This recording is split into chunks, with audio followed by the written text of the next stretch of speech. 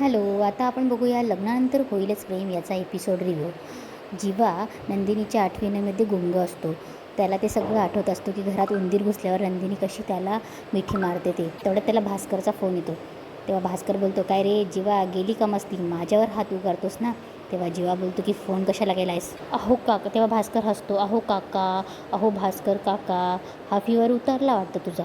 Anyway, मी तुला हे सांगायला फोन केला आहेस, हे आठवण करून द्यायला फोन केला आहे की आता फक्त 7 नाही 6च दिवस उरलेत. आजचा दिवस गेला तसे पुढचे 6 दिवसही जातील.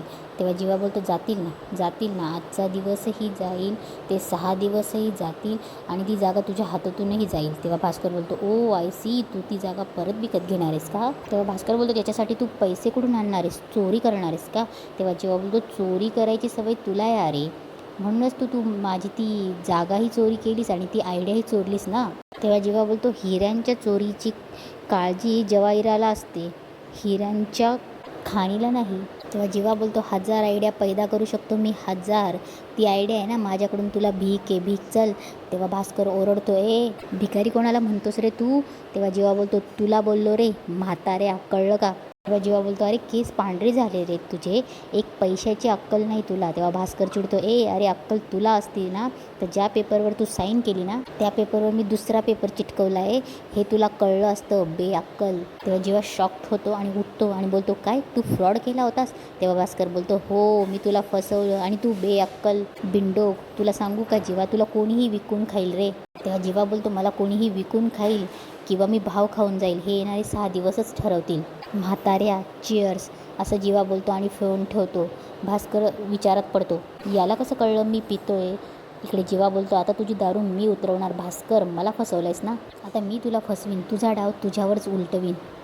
तेव्हा जीवा बोलतो की आता माझा सगळा गिल्ट गेला, नाव जीवा इज ऑन, आता मी तुला दाखवीन तू कोणाशी पंगा घेतलायस. तेव्हा इकडे मानिनी काव्याला पार्थ आणि तिच्या रूममध्ये घेऊन येते. ती पार्थचा हात आणि काव्याचा हात एकमेकांच्या हातात देते आणि बोलते की आजपासून काव्य याच रूममध्ये राहणार आहे. तेव्हा पार्थ आणि काव्याला खूप आनंद होतो. तेव्हा पार्थ काव्याकडे बघतो आणि बोलतो, तुम्ही या रूममध्ये राहणार आहे. तेव्हा काव्य बोलते, नाही हो, या एका रूममधनं दुसऱ्या रूममध्ये ट्रॉली बॅग फिरवायचा छंद आहे माझा. तेव्हा पार्थ बोलतो, ओ मेरी बिल्ली मेरे को ही म्याव. तेव्हा काव्य बोलते, बिल्ली म्हणाला. तेव्हा पार्थ बोलतो, तुम्ही आता जे फिसकारलात ना त्यावरून कळलं की तुम्ही याच रूममध्ये राहणार आहेत. तेव्हा काव्य मानिनीकडे बघून बोलते, बघितलं, फिसकारल्याशिवाय तुमच्या या लाडक्या मुलाला कळतच नाही आहे, रिअलाईजच होत नाही मी इथे आली आहे. तेव्हा मानिनी बोलते, हो. तेव्हा काव्य बोलते, मानिनी काकू, एकदा पण मी अशीच या रूममध्ये येऊन बसली होती अभ्यास करायला, तेव्हा सुद्धा यांचं हेच चालू होतं, मला भास होता की काय, मला भास होत आहे की काय, मला भास होत आहे की काय. तेव्हा पार्थला लगेच ते आठवतं. तेव्हा पार्थ काव्याकडे बघतो आणि बोलतो, मला भास होत आहेत का. तेव्हा पार्थ काव्याचे केस बाजूला करतो. तेव्हा काव्य उठून बोलते, अहो काय करतायत देशमुख, काय चाललंय तुमचं, तुम्ही खरं चाललात. तेव्हा तेव्हा पार्थ फ्लॅशबॅकमधनं बाहेर येतो आणि बोलतोय, खरं आहे, तुझी सून सरकन घरातून निघून जाते आणि कासवाच्या गतीने घरात परत येते. बरं हे कासव येणारे की नाही येणारे तेही सांगत नाही. मानिनीला हसायला येते. तेव्हा काव्य बोलते, 1 मिनिट, आता कासव म्हणणार आहे मला. तेव्हा पार्थ बोलतो, सॉरी तुम्ही मांजर आहात ना. तेव्हा काव्य बोलते, आल्या आल्या फिसकारायला लावू नका मग मला. तेव्हा मानिनी बोलते, अरे हो हो, मी आहे इथे, मी आहे तोवर तरी फिसकारू नका, मी गेल्यावर काय फिसकारा ते.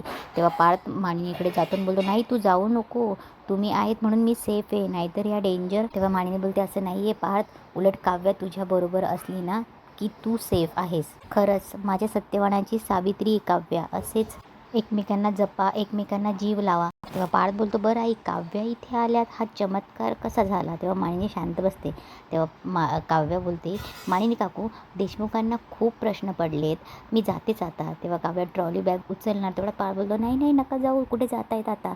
तेव्हा मानिनी हसायला लागते. तेव्हा पार्थ बोलतो, चला तुमच्या दोघींमधलं द्वंद्व संपलं आहे आणि सगळं बघून खूप छान वाटलं, हे बघून खरंच बरं वाटलं. तेव्हा मानिनी बोलते, माझ्याच डोळ्यात धूळ गेली होती, आता मला स्वच्छ दिसतंय, आता परत असं होणार नाही पार्थ. तेव्हा पार्थ मानिनीला मिठी मारतो. तेव्हा मानिनी बोलते, अरे बायकोसमोर असं आईला मिठी मारू नये, बायकोला जलस होऊ शकतं.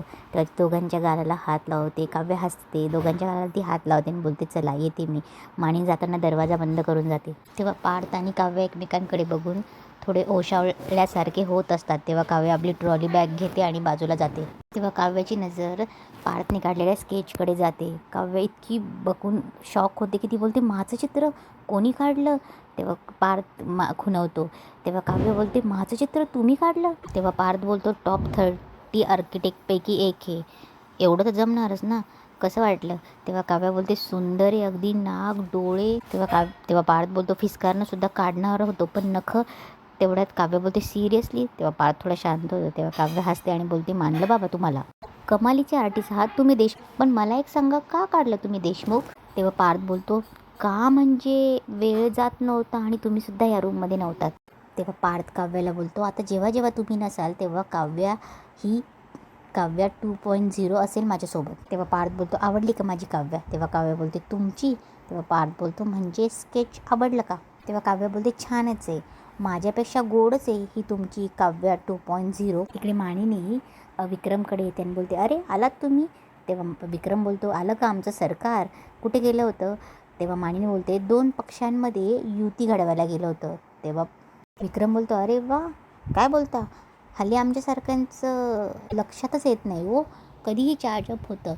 तेव्हा मानिनी बोलते माझं सोडा हो, तुम्ही सांगा तुम्हाला का उशीर झाला. तेव्हा विक्रम बोलतो अगं पार्थ ऑफिसमध्ये नसतो ना, त्याच्यामुळे थोडा ताण येतो आहे. तेव्हा मानिनी बोलते माझं पोर बरं होईपर्यंत थोडासा ताण घ्या तुम्ही. तेव्हा विक्रम बोलतो म्हणू तुला माहिती आज मला कोण भेटलं होतं, दामले मॅडम. तेव्हा मानिनी बोलते तेव्हा विक्रम बोलतो आठवतं तुला पास करण्यासाठी मी त्यांच्याकडे दररोज ताजी ताजी फुलं घेऊन जायचो. तेव्हा मानिनी बोलते पास करण्यासाठी फेल होणार होते का मी, का होणार होते आठवते का तुम्हाला. तेव्हा विक्रम बोलतो माझ्या प्रेमात खंड बुडाली होतीस ना, त्यामुळे अभ्यास केला नव्हतास तू. तेव्हा मानिनी बोलते नाही काहीही लक्षात नाही तुमच्या, खरं कारण सांगा आठवतंय का. तेव्हा विक्रम बोलतो काय कारण होतं, हेच होतं. तेव्हा मानिनी बोलते नाही खरं कारण जोपर्यंत सांगत नाही तोपर्यंत मी तुम्हाला जेवायलाच देणार नाही. तेव्हा ते दोघं बोलत असतात तेवढ्यात नंदिनी येते आणि बोलते काय झालं, का भांडताय तुम्ही. तेव्हा विक्रम बोलतो काही नाही का, तुझी सासू म्हातारी झाली, फेल होत होती तिला ते आठवत नाही. तेव्हा मानिनी उशी घेते आणि बोलते काही झालं नव्हतं, काही पण सांगू नका, भलतं सलतंच तुम्ही. तेव्हा विक्रम बोलतो खरं सांगतोय, हे बघ नंदिनी तुझी सासू आहे ना माझ्या प्रेमात इतकी बुडाली होती. तेव्हा मानिनी उशी मारते आणि बोलते काहीही सांगतायत नंदिनी, अगं तसं काही नव्हतं. तेव्हा नंदिनी बोलते पण काय झालं होतं, तुम्ही फेल का झालं होतं. तेव्हा मानिनी बोलते काही नाही गं, फेल नव्हते झाले, माझी एक्झाम होती आणि माझी फायनल एक्झाम होती आणि माझी आजी आजारी होती आणि आम्ही सगळे आजोळी गेलो होतो सांगलीला आणि मी जाताना विक्रमला सांगून गेले होते की एक्झामची तारीख कळली की मला सांगा. तेव्हा विक्रम बोलतो हो मग मी सांगितलीच होती.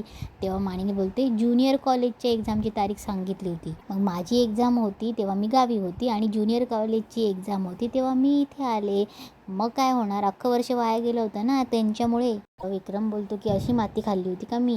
तेव्हा मानिनी बोलते हो मग काय वागतोय आपण, काय करतोय याचं तरी भान असावं ना. तेव्हा विक्रम बोलतो आता असेल ना, त्यावेळेस थोडी असे मोबाईल वगैरे होते, त्यावेळेस मला तारीख कळायला हिच्याशी बोलता येईल फोनवरती म्हणून मी चुकीची तारीख उत्साहाच्या भरात बघितली. तेव्हा नंदिनी बोलते म्हणजे किती भडकले असतील ना त्या. तेव्हा विक्रम बोलतो भडकली काय, महिनाभर बोलत नव्हती, तसं नंतर मीच मदत केली, एक्झाम द्यायला लावली, म्हणजे कॉलेजचा GS होतं ना मी, आणि त्यावेळेस आमच्या मॅडम होत्या दामले मॅडम, त्यांच्याशी बोलून मग मी वर्ष वाया नाही घातलं. तेव्हा नंदिनी बोलते मग आता माफ केलं होतं का नंतर. तेव्हा मानिनी बोलते माफ केलं होतं गं, कारण नियत साफ होती ना त्यांची, त्यांनी काही मुद्दाम नव्हतं केलं, त्यांनी माझं काही नुकसान केलं नाही आणि शेवटी काय विक्रम माझं नुकसान होऊ देणार नाही, जे माझं आहे ते मला मिळवून देतील अशी खात्री होती ना. तेव्हा विक्रम बोलतो अशी खात्री हवी आपल्या माणसाबद्दल जशी मला तुझ्याबद्दल आहे, आणि मानिनी बोलते जशी तुला जीवाबद्दल आहे. तेव्हा नंदिनी शांतच होते. तेव्हा विक्रम बोलतो बरं मग सरकार आता जेवायला भेटेल. तेव्हा मानिनी बोलते मग चला आता, आणि काय म्हणतात तुमच्या लक्षात राहत नाही. तेव्हा नंदिनी ते दोघं निघून गेल्यावर विचारत पण तिला जीवाची आठवत असतं शब्द की माझ्यावर ट्रस्ट ठेव, मी प्रत्येक पाऊल खात्रीने टाकेल. ते आठवून नंदिनी विचारात पडते आणि इथेच आजचा एपिसोड संपतो.